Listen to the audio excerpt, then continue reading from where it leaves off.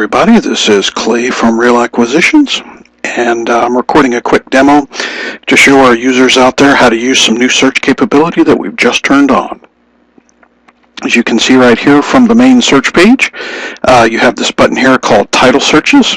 If you click on that, you have your choice between modifications, orders, probates, divorce decrees, or abstracts of judgments. These are different types of documents which have been filed against the real property records. For example, a modification is where the homeowner is experiencing financial hardship and they ask the bank to change or modify the terms of the agreement, and the bank agrees to do that. For example, the monthly payment may be lowered from, say, $600 to $475, and the bank will agree to push the maturity date out a few years to compensate. An order can actually be several different things, but I've seen a lot of orders out there. For example, when someone takes a home equity line of credit loan against their house and they can't pay it back, that is a different foreclosure process than a bank mortgage. The bank essentially has to go to court and ask a judge for permission to foreclose on the property, and the order is where the judge agrees to allow the bank to foreclose on that property. So again, that could be a very strong indication of an upcoming foreclosure on that property. Probate is fairly self-explanatory. The owner of the property has passed away. They had a will, and that will has gone through the probate process, and the executor, the executrix of the will or the estate is clearly identified within those records, and therefore you know to whom you would need to speak in order to make an offer on that property. Divorce decree, again, is fairly self-explanatory. That's when a man and a wife agree to get a divorce, and within that divorce decree, it spells out very clearly that this property belongs to this spouse and not that spouse or both spouses. I've even seen direct orders to sell within the divorce decree. The judge says this property or this home must be sold by, and then puts a date certain in there. An abstract of judgment is a little bit more, abstract. It's evidence of one person getting a judgment against another person. For example, if I get in a traffic accident with somebody, they could sue me, and if the judge agrees with them, the judge may award them a $10,000 cash payment. An abstract would then be filed against all of my real property within Harris County, and therefore that is evidence of a debt to somebody else. The interesting thing is, you may not be able to use the abstract against somebody's homestead, but if they have rental property or if they have a beach home or something like that in their name, an investor could purchase this abstract and then use that as a way of foreclosing on that non-homestead property. Again, you notice right here you have a date range as well. For example, you may not care about a modification that happened 5 years ago, 10 years ago, but I would suggest that you would in fact be interested in a modification that happened 5 months or 10 months ago. Again, the reason I like modifications so much, it's unmistakable sign of financial distress. The bank has agreed to change the terms of the modification. They did that instead of foreclosing.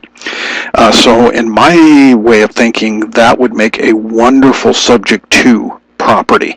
Again, the owner can't afford it. The bank has agreed to lower the payments, adding to your cash flow every month, and the bank has agreed to do that and not foreclose on the property. Wonderful, wonderful subject to potential right there.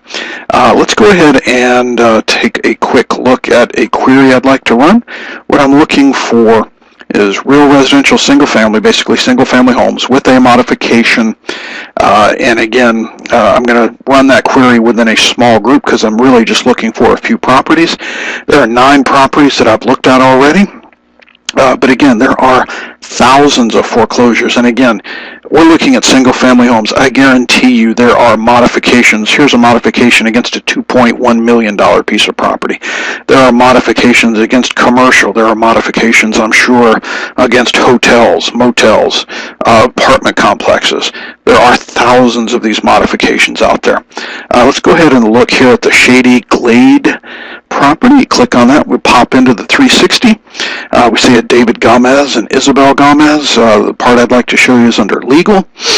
This is the property tax. There are no property tax issues. But if you go to the title history, you can see the modification was filed on July 15th, 2011. We have a little hyperlink here. It's between David Gomez and Deutsche Bank. Let's go ahead and open up that document. Right here, you can see it costs $48 to file that. Thank you very much. The modification agreement kind of looks the same after a while, blah, blah, blah. The original loan amount, this is not what's outstanding, but the original loan amount was $70,400. It was back in 2003. Property address, again, 426 Shady Glade Drive. That looks like an HCAD number right there. This is good basic information. Make sure you're looking at the right property. Again, right here, the person had to basically stipulate or basically admit in order to get this modification that they are experiencing financial hardship, and as a result I am in default, or I will be in default very, very shortly. And again, this was only 6-7 months ago. So basically they had to stipulate that they were in trouble. And again, you look right here at the modification. That's where you look for a specific set of changes to the loan terms. The maturity date's been extended to 2033. The new principal balance is $69,513. Part of that is actually non-interest bearing. The new principal balance less deferred principal balance. The interest-bearing principal balance is actually $55,020.01. Love this. Look at this. Interest rate, 4.39%. So you got interest-bearing amount, $55,000. Interest rate is 4.39%. Basically, that sounds like a pretty good subject to me. And again, you as an investor, if you were to go out and try to get a 4.39% hard money loan or even a private money loan, I really don't think you would be able to do that. So again, just tremendous opportunity there for a subject to opportunity. They tell you what, in many of these instances, they actually tell you what the principal and interest payment is. So it's $327.58.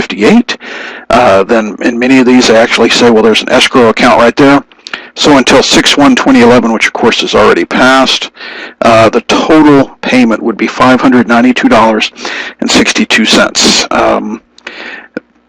Payment begins on 6/11/2011, until 2016, when the payment goes up a little bit more from $327 to $339, and again, they're suggesting that there'll be a little adjustment to the escrow amount as well. In fact, that's over here. Sorry, but again, from 6/1/2011, you got 60 payments of $592.62. Let's take a quick look at what we think this property could rent for.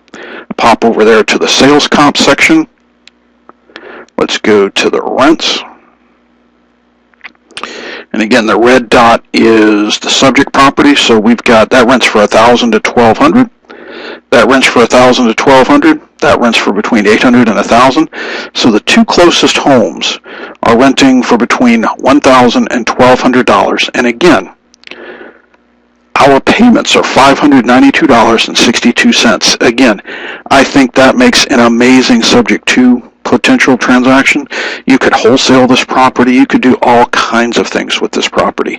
Again, the person, the owner of the home, had to stipulate or basically admit that they are experiencing financial hardship in order to get this modification. So the bank has agreed to change the terms to make it more affordable on a monthly basis, and they did that. They could have foreclosed, but instead of foreclosing, they decided to change the terms of the agreement. And again, I think as an investor, that is awesome.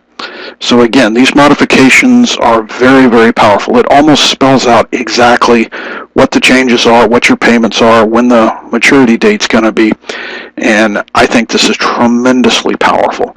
You can do very similar things with divorce decrees, probates, and things like that. You just got to read the document and look and see within a probate or a divorce decree, it will basically state within that document, you need to talk to the executor, the executrix of the estate is Jane Doe.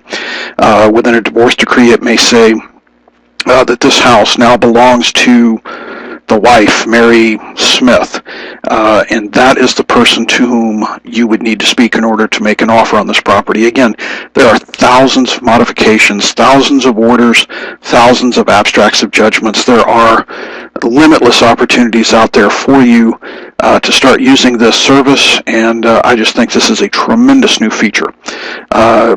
And we will be having some sessions coming up in the near future to talk more about that. So please wait and for that email, and feel free to attend these sessions and get some more training on how to use this. This is Clay. Thank you.